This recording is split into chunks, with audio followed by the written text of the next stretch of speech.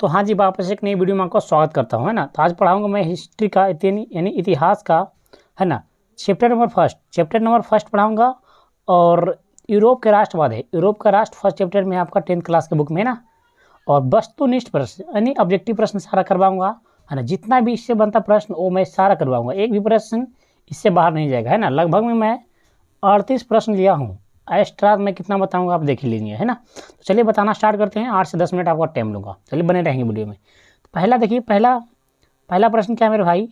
पहला प्रश्न आ गया, क्या आ गया कि गैरीबाल्डी पेशे से क्या था। गैरीबाल्डी पेशे से क्या था। गैरीबाल्डी पेशे से क्या था। सिपाही था, किसान था, जमींदार था, नाविक था। तो भाई गैरीबाल्डी पेशे से क्या था। नाविक था। ऑप्शन नंबर डी, है ना। उसके बाद आइए 2 नंबर प्रश्न, क्या था 2 नंबर प्रश्न में आइए, ये बोल क्या रहा है 2 नंबर में। बोला यंग यूरोप की स्थापना किसने की थी। यंग यूरोप की स्थापना किसने की थी। मेजनी ने। किसने की थी। मेजनी ने, है ना। Option number B. उसके बाद आता है 3 नंबर प्रश्न आता है क्या। यूरोप का मरीज किसे कहा जाता है। अरे भाई साहब, यूरोप का मरीज किसे कहा जाता है। तुर्की को कहा जाता है भाई, तुर्की को। यूरोप का मरीज तुर्की को कहा जाता है। उसके बाद 3 नंबर प्रश्न आइए, 3 के बाद 4 आइए। अरे 4 यहाँ देखिए, 4 में क्या बोल रहा है। 4 नंबर प्रश्न में आइए, बोल रहा है ना किस युद्ध के बाद जर्मनी का एकीकरण पूरा हुआ। किस युद्ध के बाद जर्मनी का एकीकरण पूरा हुआ, है ना। सीडान का युद्ध। ऑप्शन नंबर डी, सीडान का युद्ध, है ना। तो आइए 5 नंबर प्रश्न में क्या बोलता है। 5 नंबर प्रश्न बोलता है मेरे भाई, है ना। जर्मन राइन राज निर्माण किसने किया था। है ना। नेपोलियन तृतीय ने, है ना। उसके बाद आइए 6 नंबर प्रश्न। उसके बाद 6 नंबर आइए, 6 नंबर क्या बोला। 6 नंबर बोल रहा है वियना कांग्रेस के द्वारा फ्रांस में किस शासक वंश की पुनर्स्थापना की गई है ना। हैप्स वंश, ऑर्लियो, है ना, बुर्बो, है ना, सारा शाही, है ना। तो इसका 6 का प्रश्न सही कौन हो जाएगा। सी, बुर्बो, है ना। तो चलिए 7 नंबर प्रश्न में आइए। 7 नंबर प्रश्न में क्या आइए। सन 1870 ईस्वी में फ्रांस और पर्शिया के बीच युद्ध कहाँ हुआ था, है ना। तो 1 नंबर, इस 7 का कितना हो जाएगा। ए हो जाएगा, 7 का ए हो जाएगा, है ना। उसके बाद बोलेगा सीडान का युद्ध कब हुआ था। 1870 ईस्वी में। कौन कौन देश के बीच में हुआ था, है ना। फ्रांस और पर्शिया के बीच में। बात समझ में आ रही है ना। चलिए जालबेरीन एक संस्था थी, क्या थी भाई साहब, क्या थी। क्रांतिकारियों के लिए, व्यापारियों के लिए, विद्वानों के लिए, पदारी मतातों के लिए, समानतों की, है ना। तो क्या थी भाई, है ना। 8 का हो जाएगा बी, 8 का बी हो जाएगा व्यापारियों के लिए। उसके बाद आइए इटली एवं जर्मनी वर्तमान में किस महादेश के अंतर्गत आता है। इटली एवं जर्मनी वर्तमान में किस महादेश के अंदर आता है ना। तो कहाँ किसके वहाँ आता है भाई साहब। 9 का हो जाएगा तुर्की के अंतर्गत आता है भाई, है ना। उसके बाद आइए 10 नंबर प्रश्न। 10 में क्या बोला है। यूरोपवासियों के लिए किस देश का साहित्य एवं ज्ञान विज्ञान, है ना, प्रेरणा स्रोत रहा, तो यूनान का, है ना, यूनान का। उसके बाद आइए, तो दोस्तों आइए 11 नंबर प्रश्न है। बहुत ही ज़्यादा महत्वपूर्ण प्रश्न है। रक्त एवं लौ की नीति का अवलंबन किसने किया था। मेजनी ने, हिटलर ने, गणितज्ञ। अरे भाई इसमें गणितज्ञ कहाँ से आ जाएगा, नहीं होगा। यहाँ पे होगा, क्या हो जाएगा, यहाँ पे होगा बिस्मार्क होगा। क्या होगा, बिस्मार्क होगा। क्या होगा भाई, बिस्मार्क होगा। क्या होगा, बिस्मार्क है ना। इसका आंसर भी क्या है, बिस्मार्क है। रक्त एवं लौ किसने है, बिस्मार्क है, बिस्मार्क। तो चलिए 12 नंबर प्रश्न क्या है। 12 नंबर, बिस्मार्क निम्न में से क्या था, है ना भाई साहब। बिस्मार्क निम्न में से क्या था। ई देखिए, है ना, कूटनीतिज्ञ था। Option number D. चलिए 13 नंबर प्रश्न क्या है। इटली एवं जर्मनी, है ना, इटली एवं जर्मनी के एकीकरण के विरोध निम्न में से कौन था। इंग्लैंड था, रूस था, ऑस्ट्रिया था, नॉट ऑस्ट्रेलिया, ऑस्ट्रिया, है ना। पर्सा होगा। क्या होगा, पर्सा, है ना। तो 13 का आंसर हो जाएगा मेरे भाई, 13 का सी हो जाएगा, ऑस्ट्रिया था, है ना।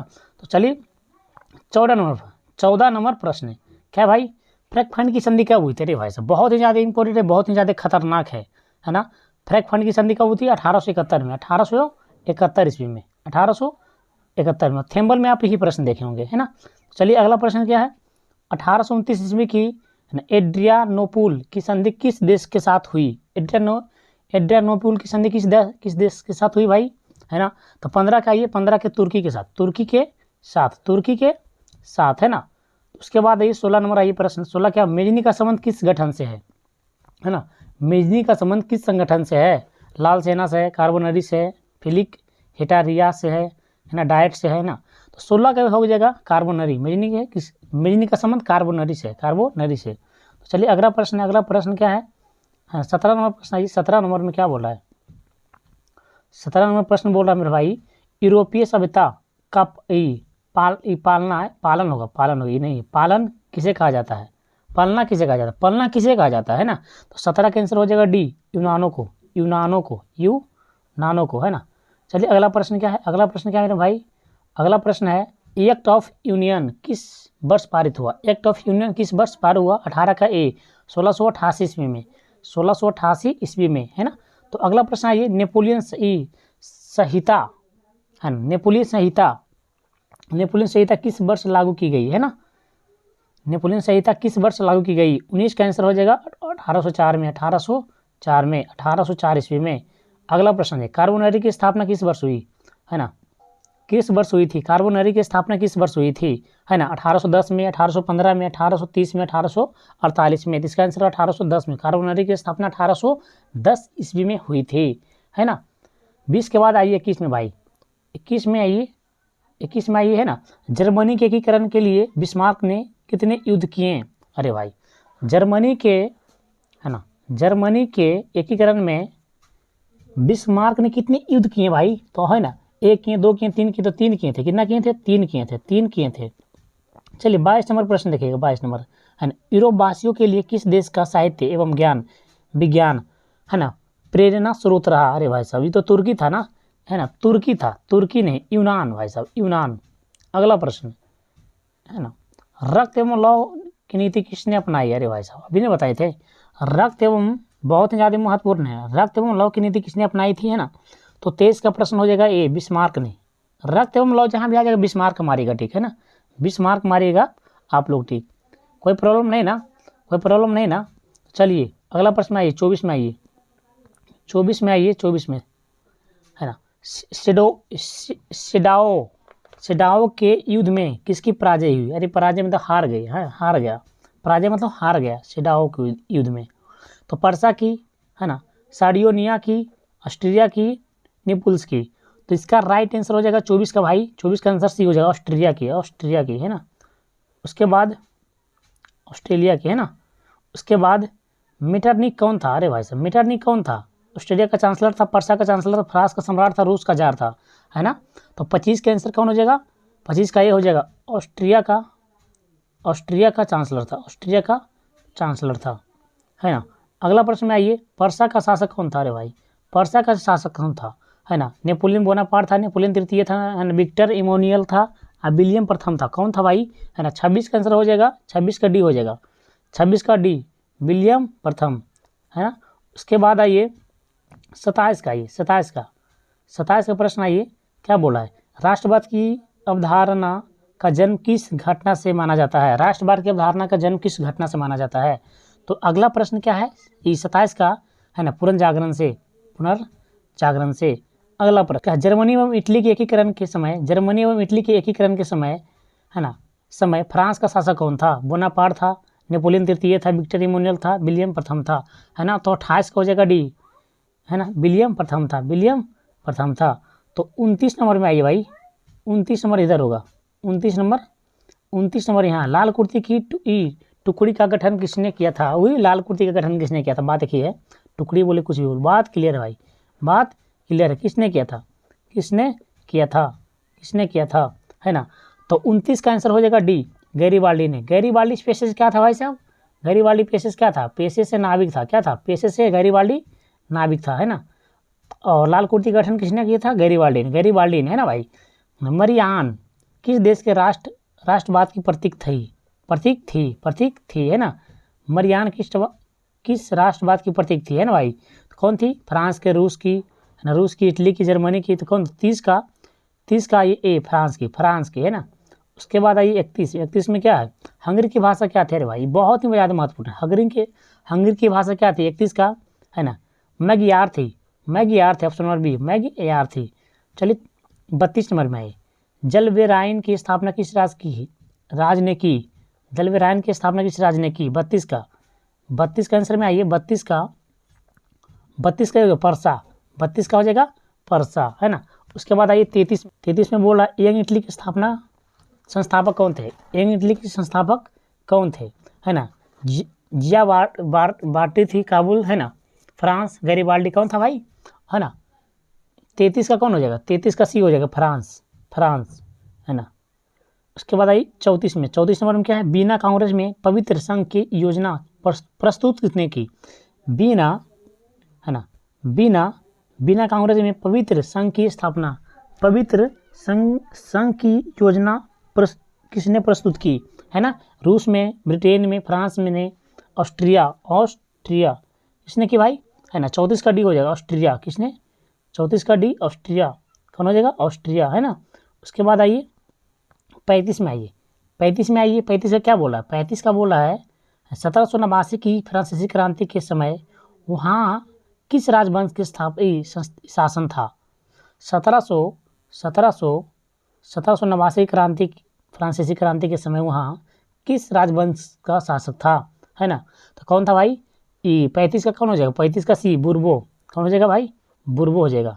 उसके बाद आया 36 नंबर प्रश्न। 36 नंबर प्रश्न में क्या बोलता है? नवगुलेफ आंदोलन कहाँ हुआ था? है ना। इटली में, जर्मनी में, फ्रांस में, ब्रिटेन में। तो कहाँ हुआ था भाई है ना। 36 का कौन हो जाएगा? ए, इटली में। कहाँ हुआ था? इटली में। उसके बाद आई 37 है ना। 37 में आइए। 37 में क्या बोला? काउंट काबुल को विक्टर इमानुएल ने किस देश पद पर किया है ना।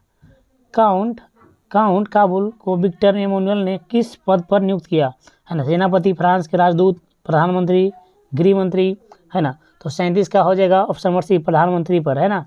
काउंट काबुल को इमानुएल ने कौन सा पद पे? प्रधानमंत्री पे किया था है ना।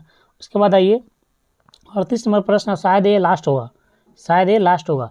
यूनान के स्वतंत्रता संग्राम में किसकी पराजय हुई? यूनान की स्वतंत्रता के समय किसकी पराजय हुई है ना। रूस की, तुर्की की, फ्रांस की, यूनान की है ना। किसको हुई भाई? किसकी हुई? तो ऑप्शन नंबर हो जाएगा बी, तुर्की की। ऑप्शन नंबर हो जाएगा बी, तुर्की की। तो दोस्तों मैं है ना यूरोप के राष्ट्रवाद से है ना, यूरोप के राष्ट्रवाद से मैं कितना क्वेश्चन पर करवाया हूँ? यूरोप के राष्ट्रवाद से मैं करवाया हूँ टोटल 38 प्रश्न। 38 प्रश्न को मैं करवाया हूँ, 38 प्रश्न है। और आप कौन सा टॉपिक पे वीडियो चाहते हैं वो भी कमेंट में कीजिएगा है ना। संस्कृत पढ़ेंगे है ना, या हिंदी पढ़ेंगे, या साइंस पढ़ेंगे, जो भी आप पढ़ना चाहेंगे, जिसका भी सब्जेक्टिव ऑब्जेक्टिव, वो आप हमें बताइएगा। आपके लिए मैं वीडियो बेहतरीन से बेहतरीन लाने का कोशिश करूँगा भाई है ना। तो दोस्तों आइए, तो दोस्तों क्या है, तो दोस्तों वीडियो पसंद आए तो वीडियो को लाइक जरूर कीजिएगा भाई। लाइक के बिना है ना डीमोटिवेट हो जाते हैं ना। वीडियो को पसंद है, वीडियो को लाइक कीजिएगा। चैनल को यार 200% सब्सक्राइब कीजिएगा। चैनल को 200% सब्सक्राइब कीजिएगा। कमेंट कीजिएगा, प्यारे प्यारे दोस्तों में शेयर भी कर दीजिएगा, सब्सक्राइब तो 200% करना भाई, सब्सक्राइब तो 200% करना है, घंटा भी दबाना है भाई है ना। तो मिलते हैं नेक्स्ट वीडियो में। Good bye.